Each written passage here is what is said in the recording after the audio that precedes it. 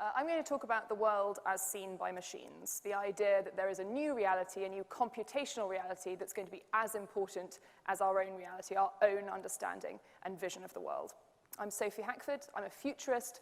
I co-founded an artificial intelligence company called 1715 Labs at Oxford, and I'm going to give the lecture today on vision.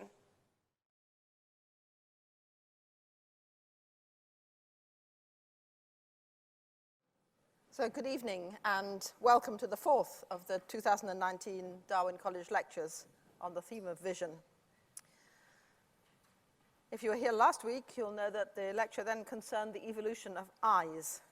There are many and varied ways that organisms see, the deep origins of vision and its evolution from some 800 million years ago.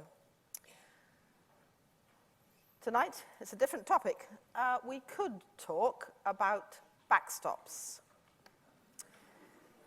Right, you know, there are a number of connotations there, but it's the rowing season, if you hadn't realized. Boats are on the river, training for the Lent bumps. In that context, the backstop, the slide, has come to the end of its travel. The rowers' legs are straight, the oar is about to come out of the water. Is that, I wonder, the human condition? Are we at the end of our travel, about to come out of the water and hand over to artificial intelligence? In Futility, Wilfred Owen asked, "Was it for this the clay grew tall? Oh, what made fatuous sunbeams toil to break earth's sleep at all?" Are we creating something, intelligence, capable of the act of creation, a being that is in our own image? Or are we breeding our future ruler, our terminator? Where are we going? Where is technology potentially taking us?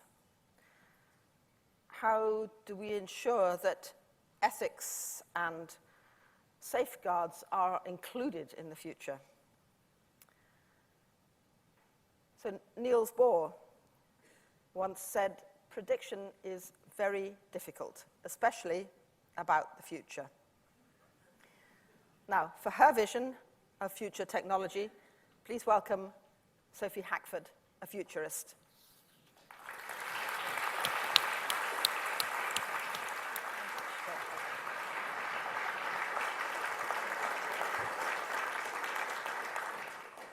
Great. Well, thank you very much indeed for inviting me to come and talk to you all today. I'm super excited to be here despite the weather.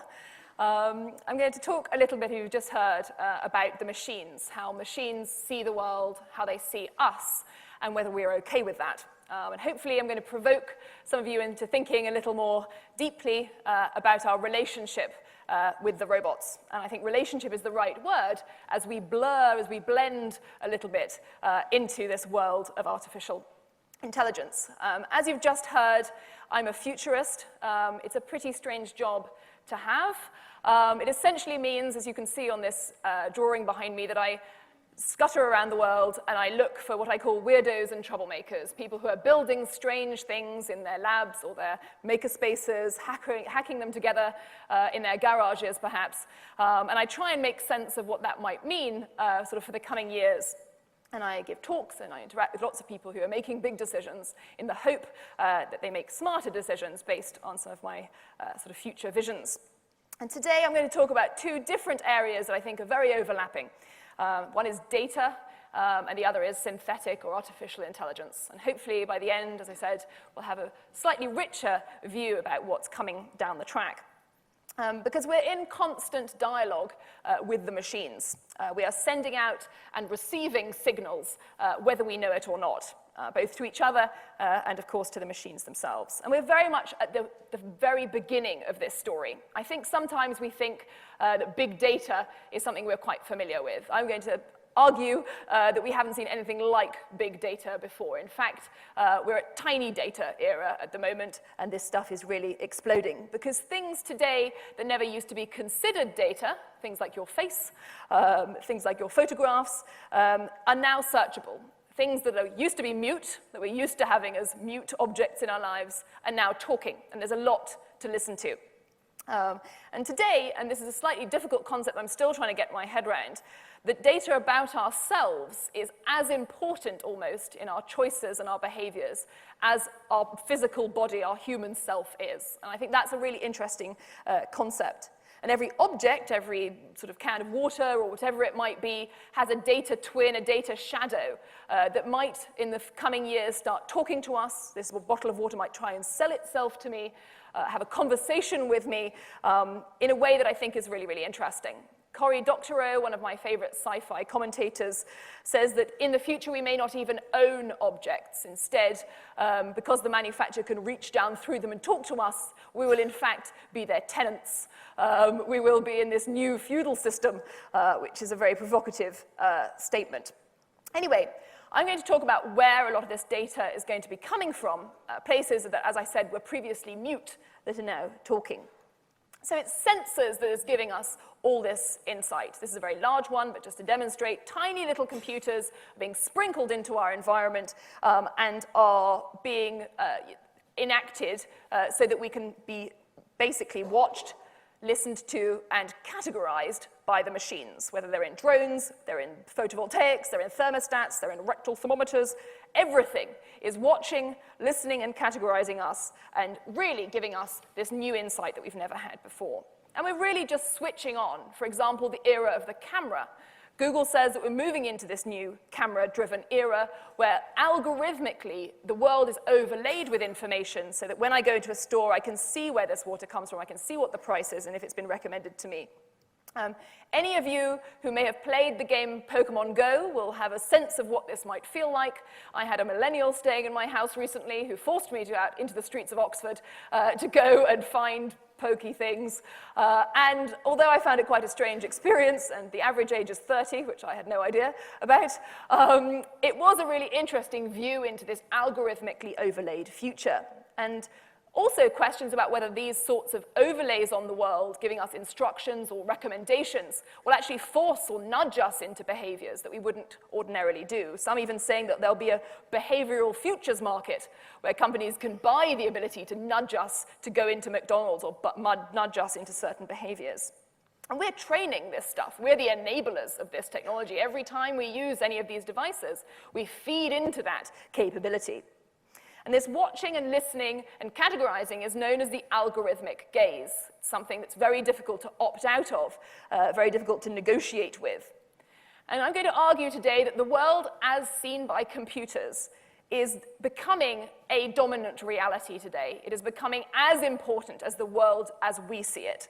Another reality that's different to our own is as important to our decision-making as that we understand. And I think that's a pretty trippy concept, and I want to explore that through my talk today. So what is it that's doing all this watching and listening and categorizing? And I'm going to start by talking about space. Space is the ultimate edge. For those of you who are into computer science, we're moving a lot of computing from massive sort of centralized facilities into the so-called edge, into the periphery. Of course, space is that ultimate edge, and these tiny little satellites that are being thrown up by by private companies like Planet Labs and others, are giving us incredible visibility of the Earth because they have these chips on board. They're incredibly smart. We're not just sending up sensors, we're sending up computers. And these things are very small, about the size of a shoebox, some of them, and they're changing the way that we think about the world. They're changing the way we think about the Earth in interesting ways. And it gives us, with these chips, a kind of sense of enhanced CCTV, like CCTV of the Earth with brains. This is a Planet Labs image. If you are interested in the development of chemicals in North Korea, which several people are, they're able to watch that at 72 centimeter resolution from space. We don't have to leave the comfort of your armchair if you want to see what the North Koreans are up to. Planet Labs was able to recently answer the question, where are all the planes in China? It took them a few days to do it, but with time, of course, that's going to become almost immediate. If you're in the retail business, you'd probably subscribe to something like Orbital Insight. They watch 250,000 parking lots across the US, and they're able to count exactly how many people are going in and out of stores and give that information to competitors, to Wall Street, to be able to give a live consumer confidence index on a particular city or on a particular store. This is JCPenney.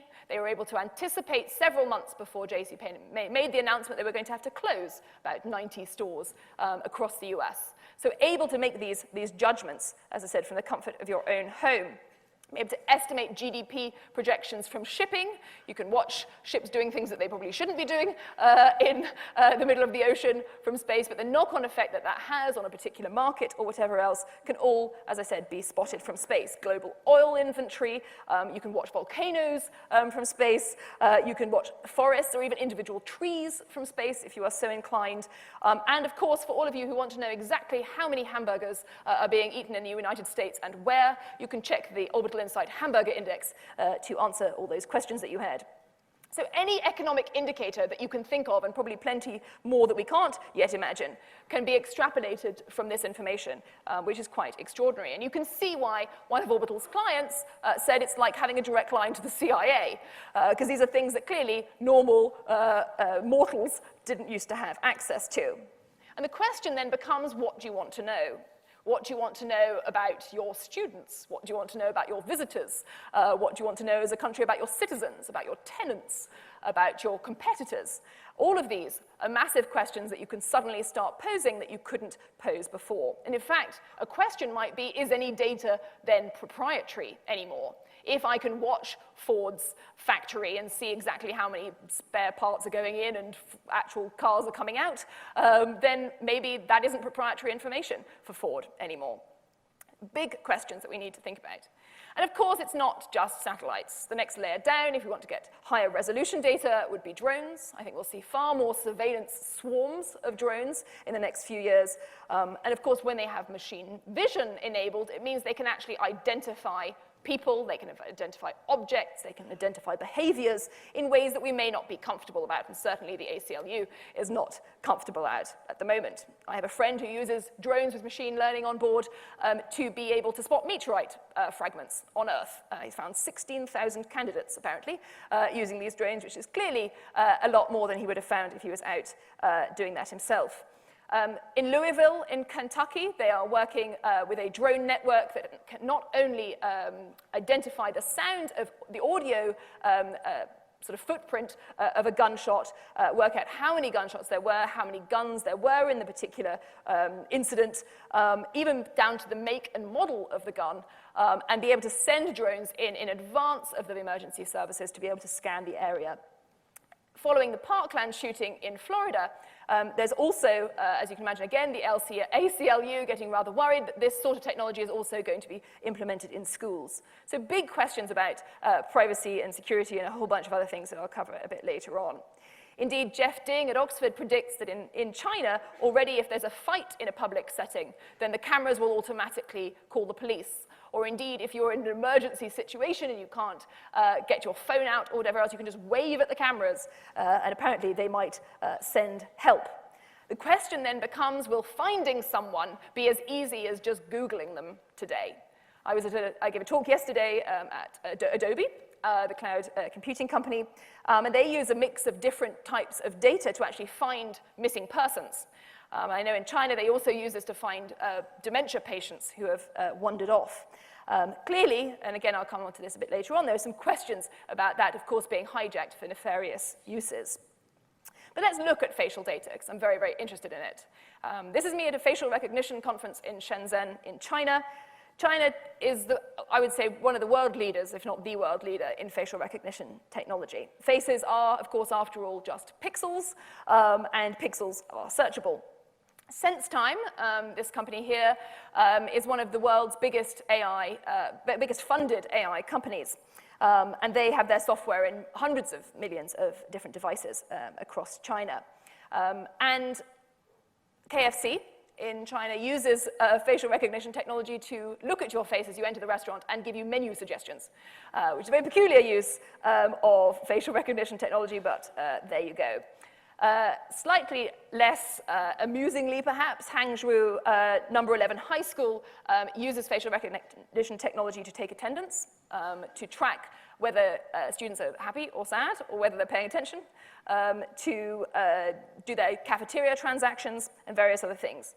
And before we think, which I think is the sort of a danger or a trap that's easy to fall into, before we think that the Chinese are in some way more happy to be monitored or more comfortable with this, the parents at this school absolutely freaked out when this technology was released. So there is definitely a lot of concern globally around what these technologies could end up being used for. Slightly more lightheartedly, companies like Face++, for example, will give you, as I'm sure you're all hoping for, a beauty score to help with your online dating, and plenty of other insurance companies and others are using this to check if you're lying and all sorts of other things. So plenty of opportunities there for businesses. But more profoundly, and what I'm quite interested in, is the ability to use our facial data as an ID card. Data is becoming our identity, as I said at the beginning. And some people, Connie Chan, for example, talks about how we might log into physical spaces using our face in the same way that we log into digital spaces using a password. And if your face becomes your password, that suddenly transcends one particular site or one particular retailer or one particular city. Suddenly that's something that you can use anywhere you like. This is being used in China already. Alibaba has a platform called Smile to Pay, which uses your face as your payment device. The luxury industry, I gave a talk at a luxury conference last year. Apparently Chinese luxury, or European luxury firms in China sell very few wallets, which used to be the first thing you'd buy from a luxury company. Now they hardly sell any because so many people pay using WeChat or increasingly using their face. Amazon has a just walk out shopping platform. The Tao Cafe in China has the same thing.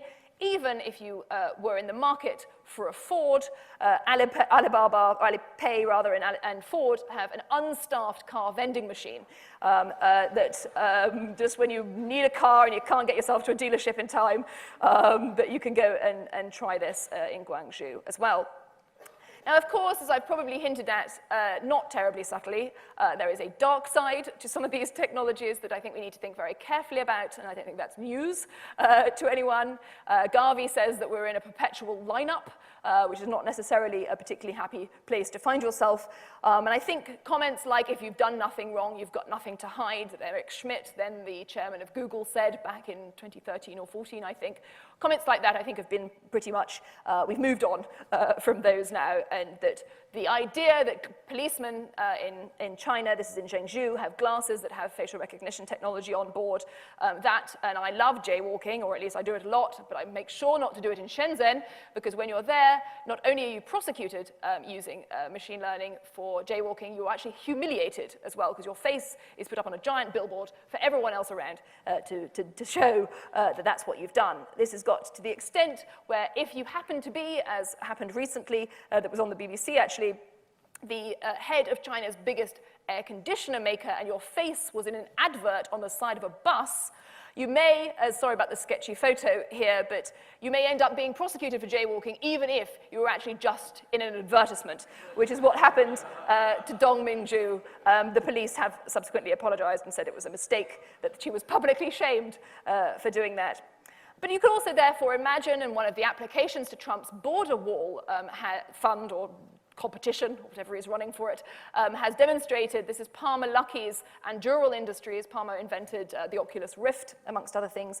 And he has proposed that instead of building a big concrete wall between the US and Mexico, you instead just have a line of sensors. Sensors that can detect animals and aircraft and drones and vehicles over a massive area much more effectively than humans patrolling a large pile of concrete.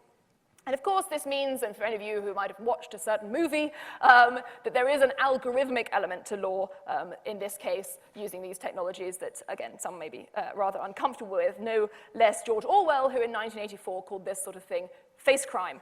So there's some big questions about that. But anyway, moving on from facial recognition, let's go down from drones and other technologies to the next level of autonomous vehicles. I don't think that many people think about these as data sources, but to me that's exactly what they are. They will be talking to the city will talk to them, and they will create enormous amounts of data about the cities that they're driving around, because they'll be taking video of everything, of course, that they're seeing in order to find their way around. And I think we'll also have other robots, maybe not looking quite like this one from Boston Dynamics, but other robots around us that will also be providing an enormous amount of video data as well. And this isn't just happening outside of buildings. This hyper-dimensional data stream is also happening inside our buildings as well. Already, for those of you who have an Amazon Echo, listening, of course, to everything that's going on, Amazon doesn't report exactly how many of these they sell, but they said they sold millions more, or many millions more, in fact, that were sold last year. The Wynn Resorts chain in Vegas and many other places have announced that they will have one of these in every room, so you have a butler almost, an AI butler.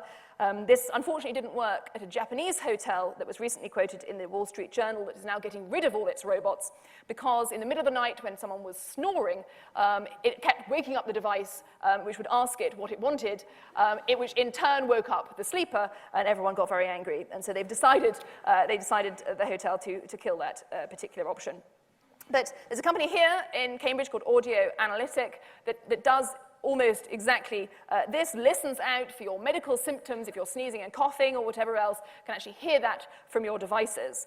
Alexa already, I think, has, or at least is in development, a program that will listen in your home for breaking glass and will call the police automatically if that's what they hear.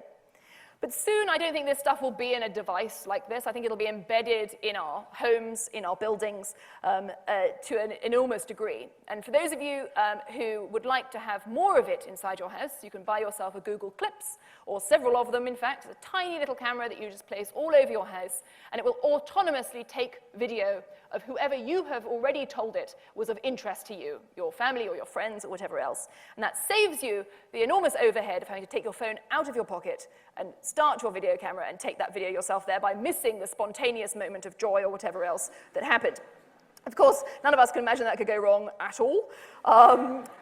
Roomba, for those of you who have one of those little hoovers that makes its way around your house, the CEO has talked quite a lot, and in fact Shoshana Zuboff talks about this as well, about the fact that they have a data strategy. They have the room and floor plans of lots of people's houses. Is that something that they can monetize is a big question. And as I said, we are training all of these algorithms. We are the trainers, the enablers of all these technologies, because in the background, as we're going about our daily life and using these technologies, we are making this sort of ghostly Earth sort of avatar version, almost a digital avatar version of the world that we're living in, and that we're feeding that every single day. And I think that we're going to end up living in a Google house, or a Tesla house, or a Baidu house. We will buy the whole package because it'll make our lives so much more convenient. And I think it's going to get much, much deeper as well. This is Fadil Adib's lab at MIT. He has sensors inside buildings. It's just a lab experiment, but you're able to just point at your devices if you want something to turn on or off. He even goes as far as to say that he can sense people through walls. We can tell who's on the other side of a wall. He can even tell the emotional state of the person on the other side of the wall to do with their body temperature and all these and the breathing patterns and everything else. I've yet to figure out a use case for knowing the emotional state of someone on the other side of the wall to you, but let me know if you think of one. My email address is at the end. Affectiva, a facial emotion AI company, is also wanting to put emotional chips or emotion chips into various devices so they can better understand our emotions and therefore tailor their responses accordingly. And of course, the long-heralded idea that our loo will be able to read all our DNA as it's going through and tell us that we're about to get something or we've got something or whatever else is just a few years away, apparently. And of course, the next stop might be our brains. Companies like Kernel talk about the fact that the last frontier of our privacy are our personal thoughts. But although it's a very, very long way off, and anyone in the field will tell you that, even the most optimistic people, this idea that we might have a neuroprosthesis, that again, the overhead of actually verbalizing our thoughts and the enormous effort that we put into doing that could instead be saved, as Zuckerberg talks about this in the sense of thinking thoughts to typing or something like that. He talks about the idea that we don't have to actually use our fingers to do any typing anymore. And even beyond all these personal levels of data, the idea that we can actually create data where we don't have it.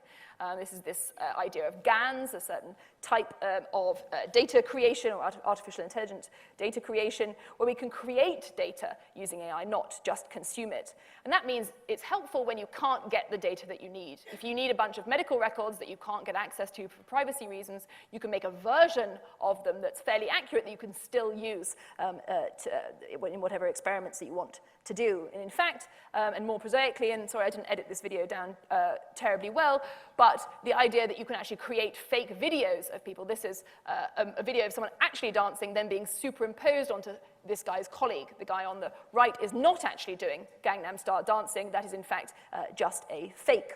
And of course, this opens huge questions about trust. There is indeed also a new field then in response to this of companies like face forensics, which will tell you if it's a real face or a real video or a fake face or a fake video. So the idea, and I know the last talk, or the first talk indeed of this series was about hallucinations, we may be asking lots of different questions about what is real and what isn't and what we can trust and what we can't when a lot of this stuff can be algorithmically generated. So I think that we are building a time machine.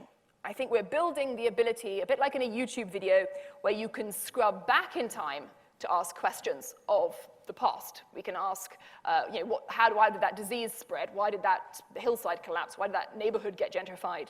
In the same way as a YouTube video or a time machine, you'll be able to look at any place at the planet right now and say, why is this thing happening in that place? And in the same way as a YouTube video, you might also be able to scrub forward and start asking questions about predictive elements to this time machine that I think are particularly interesting. Mukherjee calls this a clinical trial society, the idea that we'll constantly nowcast or constantly have this ability to ask questions about human behavior, about human symptoms, that we could never get that much access to before at scale. Catherine Moore takes it even further and says that we may end up each with our own personal time machine, or as she calls it, personal doomsday clock. That, if I have that ice cream, it will say, you've just knocked back your longevity by 35 seconds or whatever else by eating that, or whatever it might be, that we might have this sort of real-time understanding of our own lives and our own actions. Big questions come out of that, and I'm going to finish this section on data before I dive into AI by talking about some of the limitations.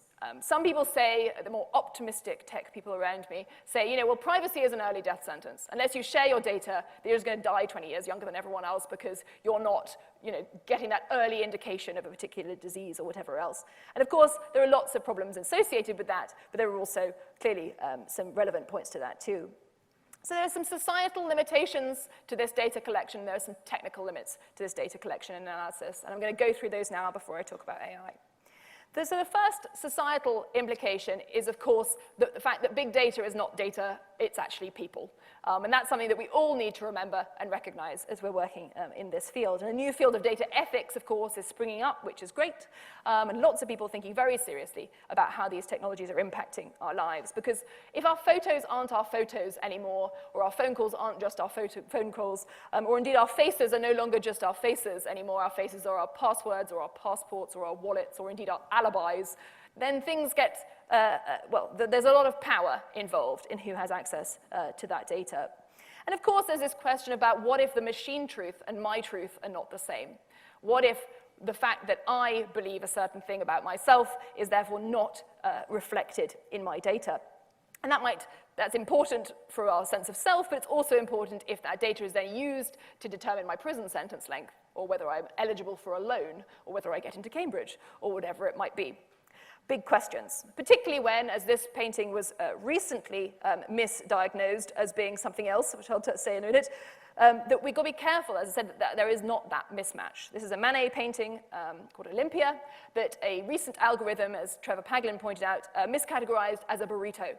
Now, I don't want any algorithm sentencing me to prison or deciding on my loan if it thinks that is a burrito. We've got some serious issues. So thinking very carefully about the trust involved in these systems is very important. And of course, a lot of people talk about transparency, about explainability, the ability for us to understand how these algorithms come to their decisions. And the next question is, of course, ownership. For those of you who have been following the Cambridge Analytica scandal, it is quite clear that our data does not stay within the bounds that we expect it to. It is traded on the open market and used in ways that we perhaps didn't sign up for in the first place. And there are also bigger questions, bigger philosophical questions, rather, about who owns how I see the world. If I'm wearing augmented reality glasses, if I'm playing Pokemon Go, who owns my view of the world? Where is the IP in that? Can a company even own what I can see through my own eyes and my own behavior? Big questions about that. And that's why we're seeing the emergence of platforms like Solid. Tim Berners-Lee founded this. Oops, sorry, I've gone too far. Tim Berners-Lee founded this recently, and it is the ability, or a provocation anyway, the ability to be able to decide who accesses your data and who you allow to use that isn't siloed by the big companies who currently own and moderate that. And others talk about blockchain as being a solution for that. There are plenty of other ideas out there. Another question is autonomy. Am I then in charge of myself and my own destiny? Questions about whether I'm being nudged into doing things that I don't know that I'm doing because my data is being manipulated. And massive questions about that we need to think about that I haven't got time to cover today. As I mentioned, there are also some technical limits that I'll very quickly go through before I move on to artificial intelligence. The first technical limit is data and the cleanliness and usefulness of the state of data. I've started a data and AI company last year that I've spun out of Oxford's Astrophysics department that is all about creating good data. And a lot of data is out there, but at the moment it's not organized particularly easily. The second thing, which is the slide behind me, is that we're going to need new chips. We're going to need chips like this one from Cambricon, but there are plenty of others that are being developed. Huawei now has better chips than Apple, apparently. Lots of people putting a lot of money into development of chips so that we can do a lot more of this algorithmic analysis on site. We're also going to need new types of computers. This is a quantum computing chip from Google. We may need a whole new era of compute to be able to handle the amount of data that we're going to be pouring out of all these devices that I talked about earlier. We're also going to have to store this stuff somewhere. I love the idea, although it's not the only one, of course, that we might be able to store it using DNA, one of the most ancient data storage devices, you could argue, something that we all understand is quite good under the right conditions at preserving data in a very effective and very small way. Microsoft is apparently already using biological material in some of its data centers experimentally. So interesting ways to think about it. So with data, as I hope to have convinced you, I think we're very much at day one. We've only just started on the data journey. This is not big data that we've seen already. As I said, I think we're very much at the very beginning of that.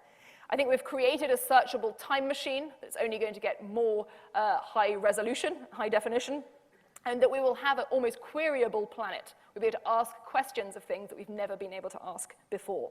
And I think now is the time to start talking about this sort of thing. Now, as the data situation is still quite crude, the algorithms are still quite crude, now is the time for us to ask these big questions before we end up sleepwalking into something we don't want. So as I said, the second part of my talk is going to be about the algorithms, or some of the algorithms anyway, that power some of this analysis, what they use this data for, and how it's going to augment our lives in some way. And it's certainly very fashionable to talk about artificial intelligence today. It's fashionable to be either a doom-monger, that the end of the world is nigh, and it's also equally fashionable, I would argue, to be this wild, hype-driven, crazy enthusiast about the future and about technology. But wherever you are on the spectrum, I'm not even very sure even where I am, but there are still some very big questions that I get asked regularly about technology, particularly about artificial intelligence, that I'm going to run through first. I'm going to get them out of the way so we can talk about AI a bit more. And the first question is obviously jobs. And I say obviously because you cannot pick up a single newspaper today without seeing some reference to the threat of automation. And I feel this incredibly personally. Don't worry if you can't read this in the back, you don't need to at all. This is just a screenshot of an email that I received last May. This email says, and it's from a speaking client of mine, it says, Sophie, we were so excited for you to come and speak to us, but as it turns out, we have changed our mind. We are going to have Sophia, the first human being robot, as they called it, come and do the talk instead. So thanks very much, laters. Now, there's two reasons why I was both kind of overjoyed and slightly worried about this. The first reason is that I was thrilled this would be an excellent story to tell on stage because I was not only replaced by a robot, but one who shares my name, which I think has got to be a global first. But the second thing, of course, that it made me think is what is it, of course, that robots can do that we can't, and vice versa. And that's what I'm going to try and explore over the next few minutes. I also feel some sympathy with Garry Kasparov. I can't play chess and certainly haven't got his brain at all, but he talks, and I would like you to read this quote through gritted teeth, because I believe that's how he would have said it. He says, this is about AlphaZero, a robot that has been able to beat lots of humans at chess. He said, I can't disguise my satisfaction that it plays with a very dynamic style, much like my own, which makes me think that, like me, when I got that email, that actually there is a lot of sensitivity around our relationship with the robots and what they do and take from us in terms of employment. So both me and Gary will be looking for a job soon, it seems. The second thing that I always get asked about is this idea of an international AI oligopoly. The idea that the power of a lot of these technologies have been held by a very small number of companies rather than perhaps research institutions. And of course, this is a very important question for us all to ask. Should AI be talked about as a trade secret, or should it be something that is more open for us all to participate in? And again, of course, that's an open question. The third thing that I always get asked about, or at least hinted at, is the idea of AI nationalism, something that Hogarth talks very coherently about, the idea that countries will devote substantial resources to building AI capability to distinguish themselves economically or indeed, of course, militarily. And there are big questions. Of course, China is one of the prime examples of this, but by no means the only one, where you can industrialize the training of artificial intelligence researchers for competitive advantage. And the final point that often, of course, gets answered, in fact, we opened with a comment about the Terminator, and that you cannot do a talk about artificial intelligence without someone mentioning it, the idea that we are facing some sort of existential threat. And depending on who you talk to, you get a different answer across a very, very large spectrum. Some people are very pessimistic. Stephen Hawking famously, he's a smart guy, and was very worried about our development of artificial intelligence. And plenty of other very smart guys felt and feel rather the same way. On the flip side of that, though, we get the wild hype that I mentioned earlier. A friend of mine, Anders Sandberg, who's a philosopher at Oxford, went to a conference called NIPS back in 2016. And when he was there, he decided to pull a bit of a prank. He decided to launch a fake AI company called Rocket AI. He even had T-shirts made that he sold online. And it did what he termed temporally recurrent optimal learning. That is not a thing. He actually made it up. It spells troll. The idea was to confuse everyone in the audience to such a degree that they would get so hyped up about the company. And of course, it worked. He got 3 offers of funding from large VC firms, and he got about 60 CVs from people who wanted to come and work for Rocket AI. He was, of course, a deeply unpopular member of the conference once he revealed to everyone's huge embarrassment that, in fact, it did not exist, and in fact, the technology was entirely made up. But he said with great satisfaction to me afterwards that he made all the money back from throwing the party that he had by selling the T-shirts, so he came out even, so he was quite pleased with that. But the point is that it's quite easy to whip up enthusiasm about artificial intelligence because there is so little basic understanding at various levels about what it really is and what its capabilities are. In my view, for what it's worth, I think we're going to be surrounded by many types of intelligences that are very narrow, that are very focused on one specific task, that don't have these big Skynet-type abilities. But cumulatively, and this is the important part, I think, cumulatively they may feel to us like they have Skynet capabilities. When you say to Alexa in your Echo in your home, turn on the lights, she doesn't know what she's doing. She doesn't know she's a she. She doesn't know what light is. She's just doing a particular task. But of course, to us, it may feel like she's super smart. In the same way that if we're going through a city and everything's being annotated by our AI viewfinder that Google wants us to be able to do, it may feel like that's super smart. But actually, at the end of the day, there's not any great so-called intelligence baked into that. But I think the feeling or the cumulative kind of feeling of those collective actions might feel like it. Perception is actually very important amongst humans versus reality. And I think we need to bear that in mind. Because we talk endlessly about AI at Davos, in op-eds, in pop science books. Everyone is talking about artificial intelligence. But I would like to argue that we should be starting to take action rather than just talking about it. We should be investing in safety technologies. We should be skilling up our workforces. We should be testing regulation in sandboxes. We should be designing AI for good. I think there are lots of things that we could be doing, but there's a lot of talk as well, of course, of which I am a contributor. But when I need help to provoke my thinking in this sort of thing, I always turn to the artistic or creative communities. For the weirdos and troublemakers I mentioned earlier. Because I think there's an urgency to test where our comfort levels are with some of these technologies that are already here, let alone what's coming down the track.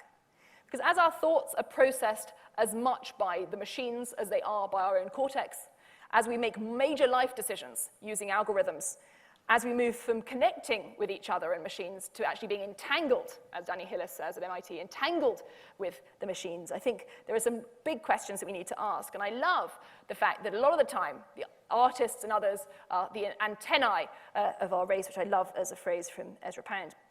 So I'm going to give you a couple of provocations, some artistic weirdnesses, before I dive into a couple of use cases of AI.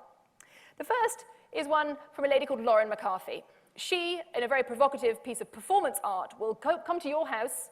She doesn't scale very easily for obvious reasons. She'll come to your house, set up a screen in your home, wire up a few things to your light switches and whatever else, and she acts like Amazon Alexa. She constantly, 24 hours a day, is looking into your house and will answer questions as and when you ask them and do various basic tasks. And the point of this provocation is to say, are you more comfortable having me, a complete stranger, watching you in your home 24 hours a day, or are you more comfortable to have that data stored in a data center somewhere owned by Amazon or Google or Facebook or Baidu or whoever it's going to be? And I think I love the idea that we can provoke ourselves into thinking about our comfort levels by trying or watching some of the experiences that Lauren is coming up with. Another one is this idea from Rekamoto Lab called the human Uber. That if you think doing Skype is boring, you can instead strap your face to your colleagues or anyone else that you can find or pay to do it, and they will walk around being you and joining a meeting or whatever else. And this study afterwards has confirmed, and I don't know how academically rigorous it is, that the masked person is regarded by humans by and large as the right person, as the person who is, whose face is on the screen. So our relationship with the machines in that I think is quite interesting. Another one is from a guy called Alex Reben, who I love watching his work at Stochastic Labs in Berkeley. And he set up this thing at the MIT Media Lab when he was there with these boxy, as they're called, robots, which are made of cardboard boxes, have big smiley eyes on them, and they just bumble around asking people for directions, where's so-and-so's lab, or where shall I go, or whatever else. And people are very open with them. They'll give them directions. Sometimes he programmed them so they would sort of smash into a wall. You know how in the old days with sort of robotic vehicles, they used to kind of bash into a wall because they were misprogramming. He programs them all to do all of this. Of course, they have GPS on board. They don't need to ask anyone where they're going. They know exactly where they are. They probably know where they are better than the human knows where they are. And of course, they're not bashing themselves into a wall. And often the human will come up and pick them up and put them back on their way. And the experiment is to prove that actually we need to build in some of that stuff to the robots because otherwise we get too fearful if they seem too clever. I think that says a lot about human psychology, but it also, I think, is an important lesson in how we design some of these algorithms and these machines. And the final one I want to talk about just before I leap off into a couple of use cases is the idea of cross-dimension marriages. This is a guy who has married a hologram called Hatsune Miku, who is a pop star in Japan. Apparently 3,500 certificates have since been given for cross-dimension marriages where you can marry a hologram or indeed any kind of robotic avatar. We propose apparently to Alexa 100 times a day on average across the world, which is kind of interesting. And whilst we might think this is a uniquely either Japanese, because they love robots, or other cultural phenomenon, US soldiers in Iraq used to hold funerals for IED sensors, so sort of landmine sensors, when they stopped working, because they had saved so many of their colleagues' lives. So there's definitely some blurring between our sort of relationship with the machines that I'd like us to think about. And I think these are very evocative examples that I like to think about or hold in my mind as I'm looking at some of these technologies. And they show a lot, of course, as all this stuff does, about what it really means to be human. Because what is real and not real, what is human and non-human, are currently, I think, being completely redefined by synthetic intelligence. And that is the new computational reality that we live in today. And I think that's a really important shift. But we also need to recognize, of course, that our intelligences are different. We are, and I love watching this video, which is really mean of me because someone's gone to so much effort to build these robots, but anyway. There are things that we can do that we don't even think about doing, like opening doors. And we don't think about how difficult that is. We just do it. And there are certain other parts of it, and that's my favorite one, just gives up before he's even started. But there are obviously things that machines can do better. They're going to train us We're going to train them. It's going to be a different relationship to them just taking our jobs or not. And we have strengths against the machines, perhaps not the ones we would expect that we have, as Jess Whittlestone here at Cambridge says.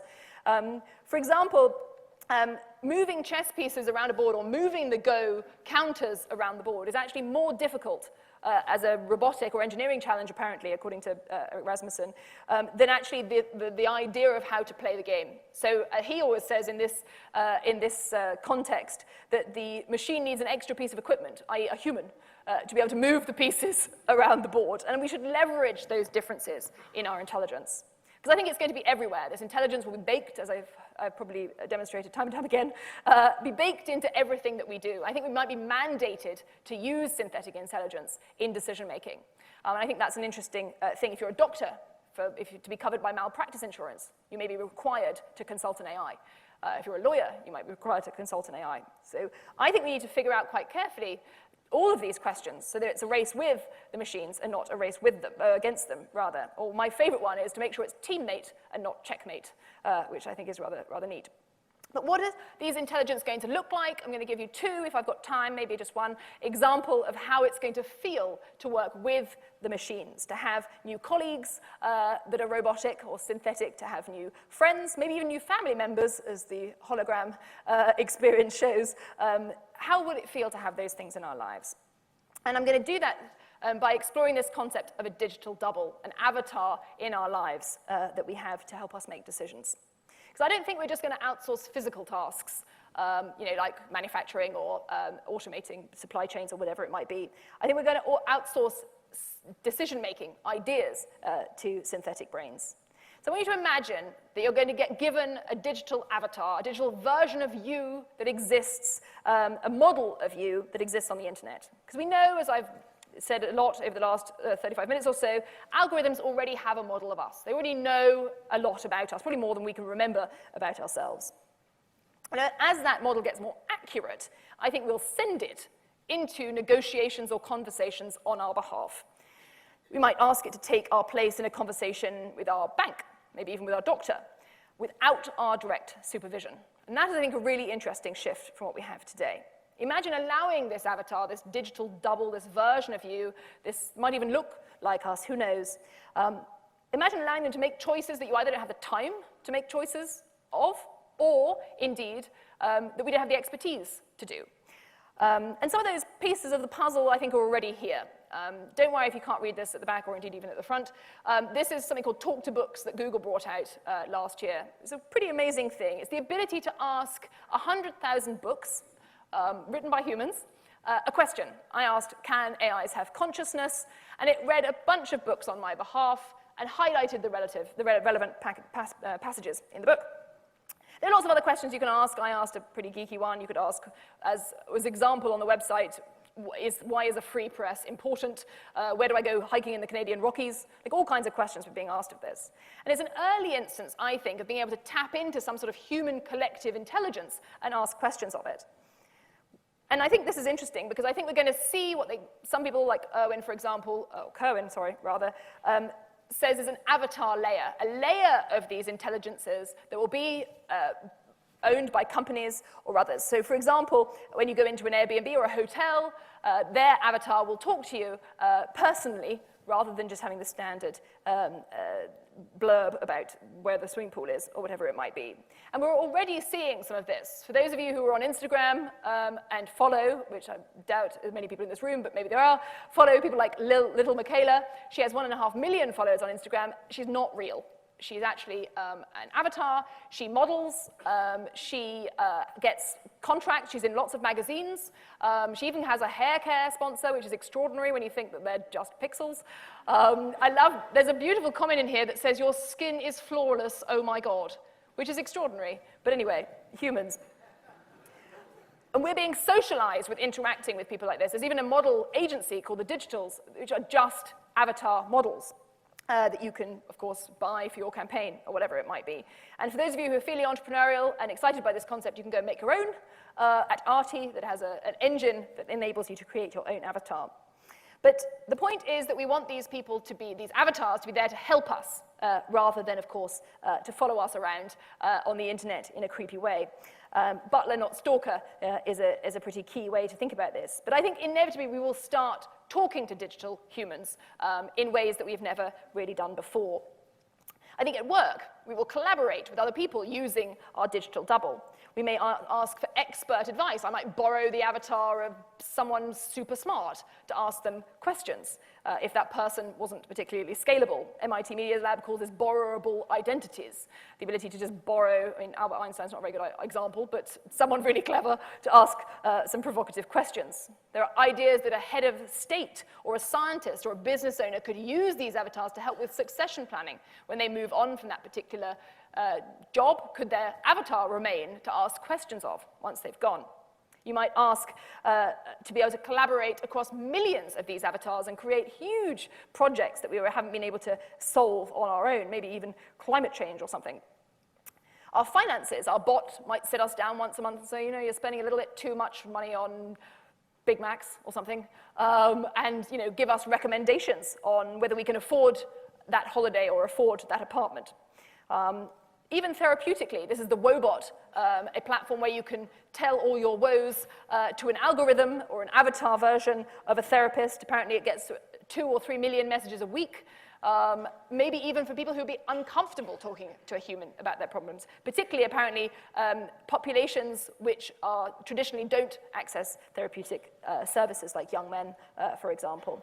I'm sure we'll get our avatars to go on lots of dates for us so that we can save having to kiss all those frogs. And apparently, the idea is that instead of sending humans into space, we will send Alexa equivalents so they can talk to us from outer space and tell us what they're seeing without having to send a human out there, because that is impractical and, of course, dangerous. But I think we'll use this agent, this digital double, to live out lots of versions of our life so that we can actually live the best possible human life. And I think that's a really cool use of AI. We should raise them with care. The idea is, of course, that we'll get them at birth and they'll sort of grow with us with times as soul machines who are developing baby X, the ability to do that. One of my clients said to me recently, what happens if your avatar gets bored of you, decides your life is too boring and wants to move on to someone else, which I loved that idea. But anyway, an additional layer on top of this is the idea that aside from having digital avatars, digital humans in the economy, in the marketplace, we'll also have autonomous companies. That actually companies directed entirely by algorithms, companies that are just an algorithm, will exist in the marketplace, which is an interesting question, selling products, selling services to us and, of course, to other algorithms.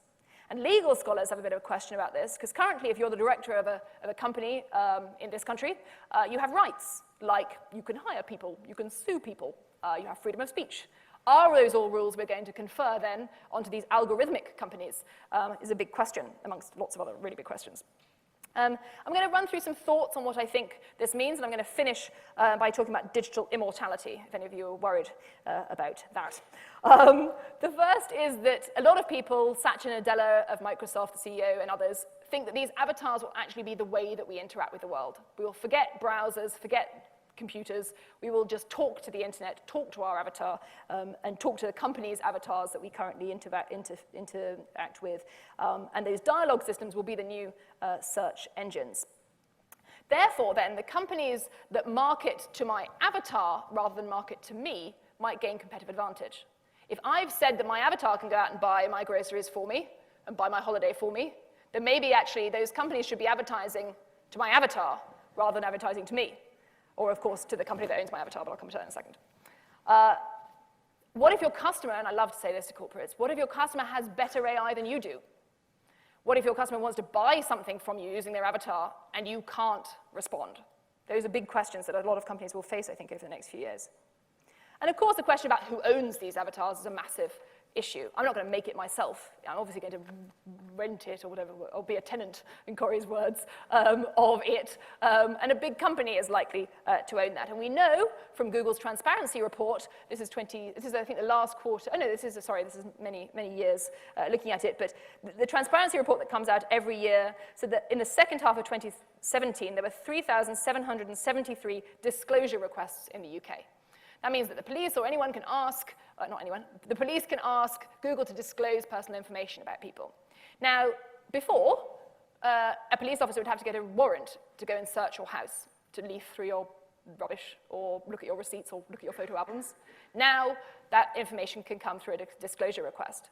Now, of course, there are big questions about that if all of our data is poured into an avatar version of us and could perhaps be interviewed for crimes. And in fact, I love the idea, and I'm chatting to a science fiction author about this at the moment. What if you use, on the flip side, you use your avatar to commit crimes, and then who is responsible? But I'm going to finish, as I said, by talking about the idea, and this is held by an ex-boss of mine, a guy called Ray Kurzweil, who's the director of engineering at Google, who talks about the fact that this will give us digital immortality. That the idea is that once I shuffle off the mortal coil, my avatar will live on forever. That in fact my family, or indeed anyone else who's interested, can carry on chatting to me after I've died. And before you think I've lost my mind or joined a cult, there are some questions that I think are quite valid to ask about this. In a few years' time, Facebook and many other companies will be populated by dead people. There are a lot of dead people on Facebook already, and that will only continue to happen, particularly given the demographics of a platform like Facebook. Can then software agents become our digital heirs? And again, the MIT Media Lab has come up with an idea, of course it's just an idea, called augmented eternity. The idea that actually you can download yourself onto a platform and create a digital version of yourself that after you've died, and you can see, for those of you literally right at the front can only see it, it says drop a soul to activate. So if you happen to have Pharrell Williams or Andy Warhol or Steve Jobs in your address book, you can just drop that into the box, and then you can ask Pharrell or Andy Warhol or whoever else questions, even after they've died. And again, before you think I've lost my mind, movie studios already take digital versions of each of their actors, particularly, for example, in the Star Wars franchise, so they can use them later on in case they've missed a bit or whatever else. And they've also said that there is no reason why then you wouldn't cast dead actors in the future, because you have access to their digital replicas, essentially. And in fact, for those of you who were able to make it to Coachella, the music festival, in 2013, this is Tupac, who died several years before this concert and was playing as a hologram at this particular event. And of course, there are big questions about whether he would have liked that to happen, because that technology wasn't available when he was shot. But there are big questions, of course, about what that might mean. And in fact, Karina Vold, a philosopher here at Cambridge, says that when we die, our digital device should in fact be handled as remains. That there are academics, particularly Owen Faridi at the Oxford Internet Institute, who say that our informational corpse is something that should be respected in the same way that our physical corpse is respected currently. So, to conclude, I think the virtual reality versions of us, or avatar versions of us, will roam the internet, whether we're dead or alive, alongside artificial versions of humans. So there'll be all kinds of weird ghosts in the machines in ways that we find quite difficult to imagine today. And I think it's important for us to imagine now and have a vision for the world as seen by machines, because our relationship with the machines is determining increasingly our relationship with each other and our relationship with the world. And I think if we're able to leverage both of those intelligences, we could solve some pretty cool problems. So I'm going to finish there. Thank you very much indeed for listening.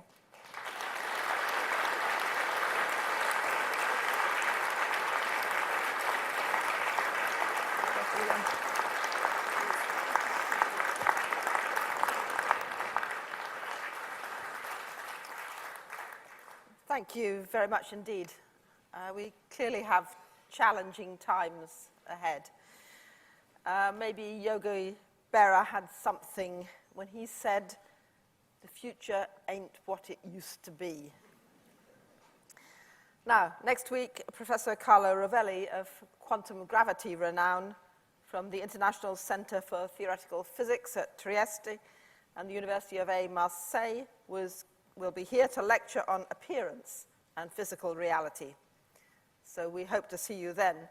But let's end by thanking Sophie Hackford once again for taking the time to come to talk to us and really challenging us to think in such a complex, networked set of ways about what the future might be. Thank you.